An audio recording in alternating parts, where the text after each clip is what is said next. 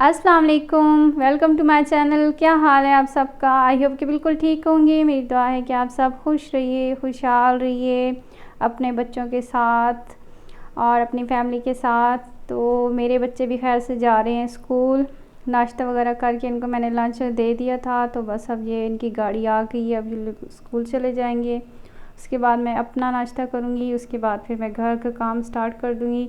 तो यही होती है हम होम मेकर्स की, मदर्स की डेली की लाइफ, डेली रूटीन। और यही बस चलता है सुबह से लेके शाम तक, घर का काम, बच्चों को देखना, ये वो सारा दिन बिज़ी ऐसे ही गुज़रता है मदर्स के लिए। और ये भी ब्लेसिंग्स होती हैं हम लेडीज़ के लिए, बच्चे, घर बार, अल्हम्दुलिल्लाह हर चीज़। तो बस बच्चे खैर से चले गए स्कूल। नाश्ता भी मैंने कर लिया था, एमन को फीडर दे दिया। एमन उठ गई थी मेरे साथ ही ना, मतलब जब जैन वरीशा लोग चले गए तो फिर एमन भी उठ गई, उसको फीडर वगैरह दिया मैंने।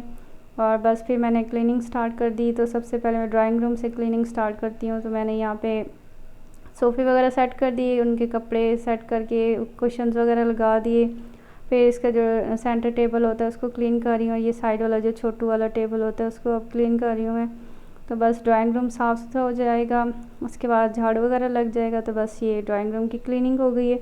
और उसके बाद फिर ये आ गया बेडरूम। तो इसकी मैं फिर बेडशीट चेंज कर रही थी। बेडशीट को अच्छे से सेट कर देना है, इस तरह से मैट्रेस के नीचे दे देना है, ताकि ये बच्चे फिर बैठते हैं ना तो फ़ौरन ख़राब कर देते हैं। मैट्रेस के नीचे वो थोड़ी बड़ी हो ना चादर, तो अच्छे से नीचे आ जाती है, सेट हो जाती है, तो फिर मतलब सही रहती है, इकट्ठी नहीं होती। और ड्रेसिंग टेबल वगैरह की भी सेटिंग कर दी थी मैंने, डस्टिंग करके फिर झाड़ू लगा लिया। और उसके बाद फिर आ गया डाइनिंग एरिया की बारी।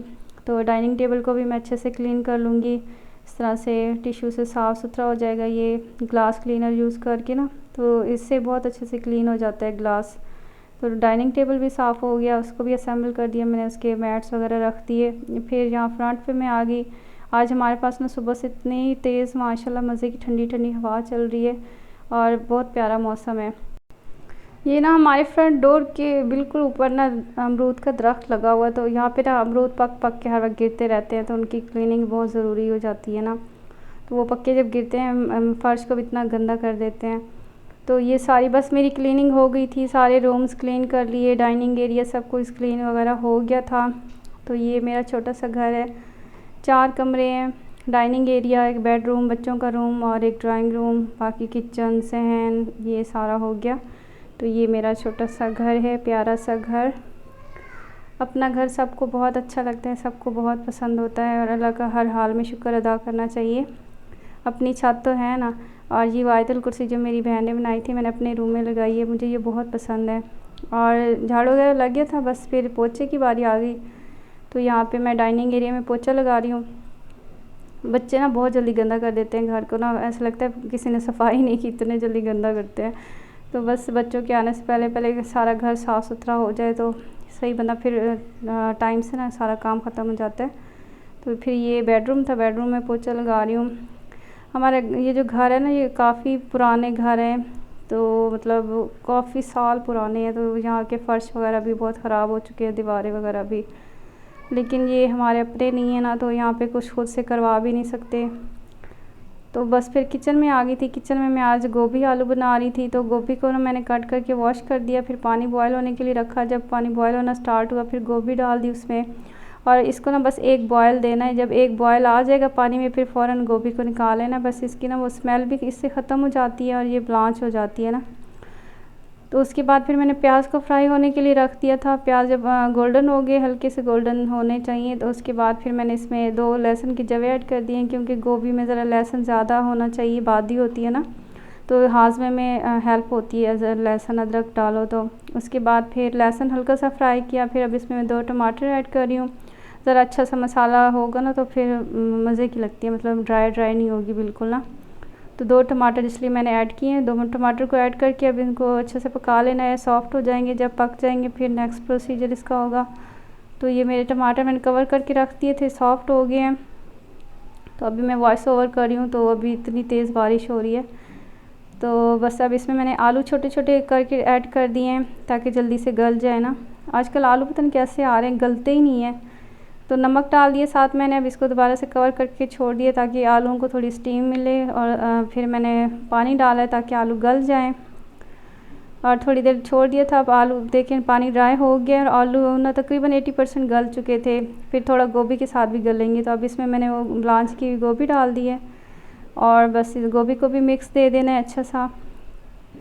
ये अच्छे से मिक्स कर लेना है गोभी को, और उसके बाद फिर इसमें इतना पानी डालूँगी कि गोभी गल जाए और आलू भी बहुत अच्छे से गल जाए।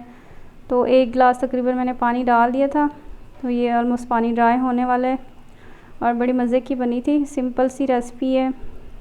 फिर आ गया मतलब रोटी बनाने का टाइम आ गया, इनके बाबा आ गए थे, तो मैंने कहा अब रोटी बना लेती हूँ जल्दी से। तो गोभी को मैंने दूसरे चूल्हे पे रख दिया और इस चूल्हे पे मैं रोटियाँ बनाना स्टार्ट कर दी हैं, और साथ साथ मैं चेक करी थी कि पानी ड्राई तो नहीं हो गया। तो मैं बस 2 ही रोटियाँ बना रही हूँ इनके बाबा के लिए, फिर जब बच्चे आएंगे तो मैं उनके साथ ही खाना खाऊंगी।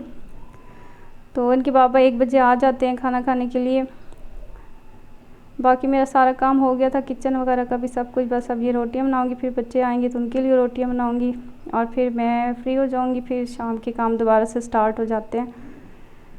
तो ये बस इस तरह से पहले 2 पेड़े बना के रख दिए थे मैंने ताकि थोड़े से सॉफ्ट हो जाएं, फिर एक रोटी, फिर दूसरी रोटी, इस तरह से बन जाएगी। साथ सैलेड वगैरह हो जाता है, डेली लंच के टाइम पे सैलेड, प्याज और खीरे ये दोनों यूज़ होते हैं सैलेड में। तो इस तरह से ये मैंने रोटी बनाने का तरीका ना अपनी खाला से सीखा था। मैं ना कराची में रहती थी, मेरे अब्बू नेवी में थे ना, तो हम लोग कराची में होते थे। तो हर साल गर्मियों की छुट्टियों में, जून जुलाई की जब छुट्टियां होती थी तो हम लोग गांव आते थे। हमारा गांव मियाँ वाली है। तो मेरी जो खाला थी ना, वो जब रोटियां वगैरह बना ली होती थी तो मैं उनके पास बैठती थी, उनको देखती रहती थी कि वो कैसे बनाती हैं। मुझे ना शुरू से मतलब कुकिंग वगैरह का बड़ा शौक़ है, मतलब हर तरह के खाने बनाने का ना। तो शादी से पहले तो मुझे बिल्कुल कुकिंग कुछ भी नहीं आती थी ना, सालन वगैरह कुछ भी नहीं बनाना आता था।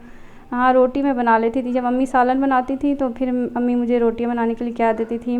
सालन का भी बहुत कहती थी अम्मी कि सालन बनाना सीख लो, लेकिन मैं उस वक्त पढ़ रही थी तो मुझे इतना इंटरेस्ट नहीं था उसमें ना, पढ़ाई की तरफ ज़्यादा तवज्जो होती थी मेरी। तो बस उस वक्त तो मैंने नहीं सीखा। फिर शादी के बाद ज़ाहिर है जब सर पे पड़ी है तो फिर सीखना ही पड़ा। ज़िम्मेदारी जब सर पे आती है तो आप खुद ही फिर हो जाते हो माहिर उस चीज़ में ना। फिर मैं उस वक्त मसाला टीवी आता था सिर्फ ना, केबल पे ही, तो नेट तो कोई था नहीं, इसका कॉन्सेप्ट ही नहीं था हमारे पास कि कोई इंटरनेट भी होता है, यूट्यूब भी कोई चीज़ होती है। तो बस मसाला टीवी आता था, तो उससे मैं फिर देख देख के मैंने कुकिंग सीखी, फिर बनाना स्टार्ट की चीज़ें। बहुत सारे पहले ब्लंडर्स भी किए मैंने, लेकिन आहिस्ता आहिस्ता सीख गई। फिर वरीशा हुई, वरीशा के लिए छोटी छोटी चीज़ें बनाती थी, छोटी छोटी रेसिपीज़ बहुत सारी उसके लिए बनाती थी, तो उससे फिर मेरी प्रैक्टिस होती है। इस तरह से फिर मुझे कुकिंग करनी आई। तो फिर मेरी खाला ना बहुत ऐसी, जैसे मैं रोटी बनाती हूँ ना सेम ऐसी ही रोटियाँ बनाती थी, तो फिर उन्हीं को देख के मैंने सीखा, वैसे ही मैं रोटियाँ बना लेती हूँ। और मेरी खाला अम्मी सब के हाथ में इतना टेस्ट है माशाल्लाह से, इतना मज़े के वो खाने बनाती हैं।